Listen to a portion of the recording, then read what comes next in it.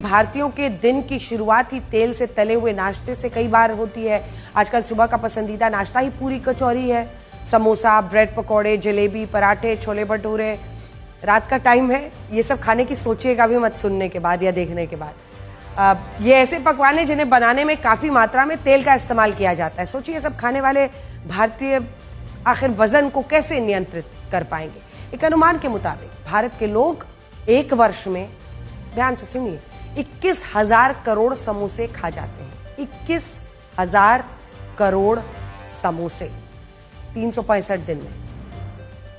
यही नहीं, वो हर साल 35,000 करोड़ पराठे, 5,600 करोड़ प्लेट छोले भटूरे, 14,000 करोड़ कचौड़ियां और 10,000 करोड़ ब्रेड पकौड़े खा जाते हैं।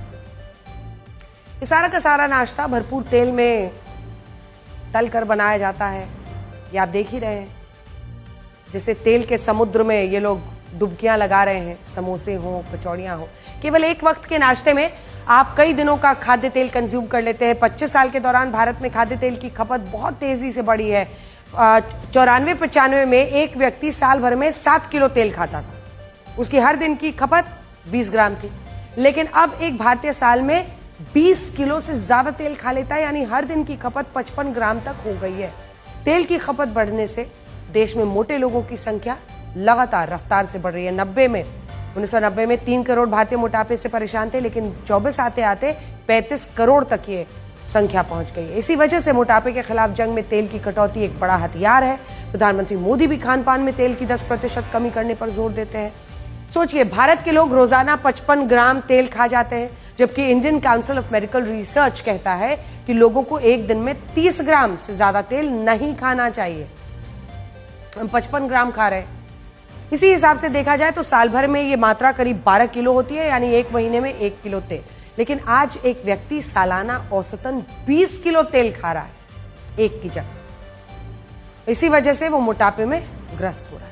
भारतीय को तेल में तला हुआ भोजन इतना पसंद है कि कई हमारी जो पारंपरिक ऐसे खाने हैं वो तेल में तले जाते हैं। और तेल के हम सबसे बड़े, भारत खाद्य तेलों का सबसे बड़ा आयातक है, इंपोर्टर है। यानी हम सबसे ज्यादा तेल खाने वाले देश ही नहीं बल्कि खरीदने वाले देश भी। हम Indonesia, Malaysia, Argentina, Brazil, Russia, Ukraine से खाद्य तेल का 55 से 60% हिस्सा खरीदते हैं। अब ये सोचने वाली बात है कि खाद्य तेल से प्रेम करने वाले भारतीय क्या मोटापे से छुटकारा पाने के लिए 10% की कटौती कर पाएंगे? ये सवाल भी है और चुनौती भी।